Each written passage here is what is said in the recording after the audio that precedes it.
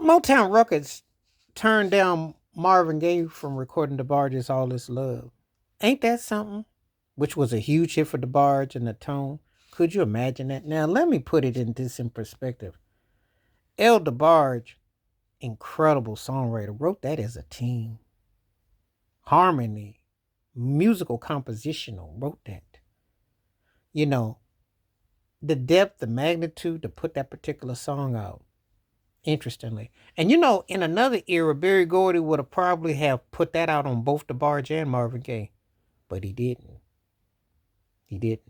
Of course, also Marvin Gaye did end up leaving Motown, so probably why. And he did leave and go to CBS Records. He came up with Sexual Healing, which was huge. And, the Midnight Love album, which won him his awards and was huge. But what would it have been like for him to do All This Love? What would it have been like for him to have done a song that would have been brought him back, and in a way that with a newer pen game and the magnitude, what would it have been like? We will never know. And we know El DeBarge always channeled him. There are a lot of artists have channeled Marvin Gaye, a lot. But there are very few that you got what I call that vulnerable, tender side. El DeBarge is one of them. In his writing, his penmanship, his compositional skills, his chords, his tones, his feels, his productions, his arrangements, he channels the spirits of Marvin Gaye. Not with just the wails and the woo and the feel, but you can feel it in the chord progressions, but you can hear it in the musicality and also through what he's gone through as a man. You just can't make that up. So Motown stopped Marvin Gaye from covering All This Love by Debarge. Man, that's interesting. A record label comes out and basically says, no, you won't do that.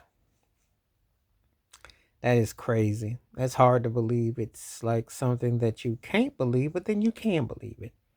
It's like, wow, that's power of these labels. And it's always been that way. These labels dictate so much. We will never know. Would have been interesting. I don't want no AI generated. Would have been interesting to hear how Marvin Gaye's, because he could hit that range and hit them notes, to how it would have turned out. Would have been very interesting. I think, personally. As someone who enjoys both acts a whole lot, huge fan of both acts.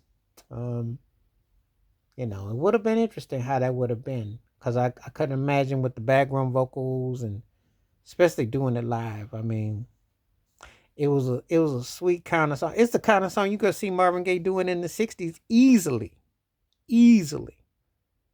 But so much had happened through his life and the course of it. So, but yeah, this is one of those songs that we'll never know what it would have been like had he done it. And imagine he does this on Motown 25. I mean, it would have been a new hit, So it's one of those things that we'll never, just have to wonder what it would have been like. But anyway, tell me what you think below in the comment section. Please hit like, subscribe, work on thoughts, comments.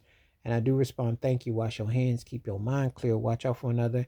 And share the video if you like. And hit that membership, because when you do, requests like this come true. Stay blessed. Stay woke. Stay free. Stay sane. Be you, and what have you. And, it's always funny when you hear these stories, how record companies, they dictate so much. Do you think he would have done as well as Debarge with it? Better than Debarge? Or did it just Debarge do the right thing? Let me know in the comments below. I'm out.